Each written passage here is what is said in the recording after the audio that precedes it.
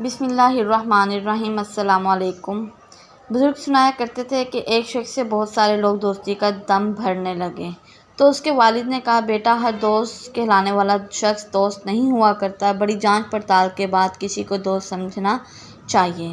پھر باپ نے ایک دمبا ذبح کر کے بوری میں بند کیا جس سے خون ٹپک رہا تھا، اور بیٹے سے کہا، یہ اپنے دوستوں کے پاس لے جاؤ اور انہیں کہو کہ مجھ سے قتل ہو گیا ہے، میری مدد کرو، پھر دیکھو وہ کیا کہتے ہیں۔ بیٹے نے بوری اٹھائی اور رات کو ایک دوست کا دروازہ کھٹکھٹا کر پورا ماجرا بیان کیا تو دوست نے پوچھا، خیریت ہے؟ کہنے لگا، یار، مجھ سے قتل ہو گیا ہے، نہ لاش ٹھکانے کی جگہ مل رہی ہے اور نہ ہی سر چھپانے کی، میری کچھ مدد کرو۔ دوست نے مدد کی بجائے ٹال دیا کہ تو جانے اور تیرا کام جانے، میں تیرے ساتھ کیوں پھنسوں۔ وہ دوسرے تیسرے چوتھے الغرض سب دوستوں کے پاس گیا لیکن کسی نے بھی اسے اپنے گھر میں پناہ نہ دی۔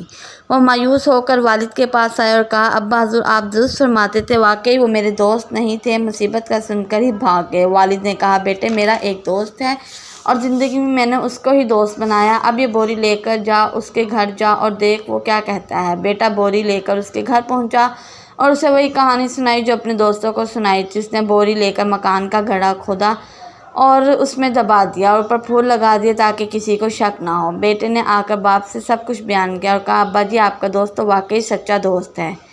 باپ نے کہا، بیٹا، ابھی ٹھہرو، اتنی جلدی فیصلہ نہ کرو، کل اس کے پاس دوبارہ جانا اور اس سے بدتمیزی کرنا، پھر رد عمل ہو وہ آ کر مجھے بتانا۔ بیٹے نے ایسے ہی بدتمیزی اور لڑائی کی۔ اس نے جواب میں کہا، اپنے والد سے کہنا فکر نہ کریں، تمہارا دوست دشمن تمہارا چمن کبھی نہ اجاڑے گا، مطلب جو پودے لاش کے اوپر لگائے ہیں وہ سدا لگے رہیں گے، انہیں کبھی نہیں اکھاڑوں گا، یعنی کہ تیرے بیٹے کی بدتمیزی کو دیکھ کر تیرا راز فاش نہیں کروں گا کیونکہ میں تیرا دوست ہوں۔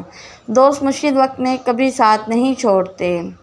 مزید ایسی ویڈیوز دیکھنے کے لیے میرے چینل کو سبسکرائب کریں۔ شکریہ۔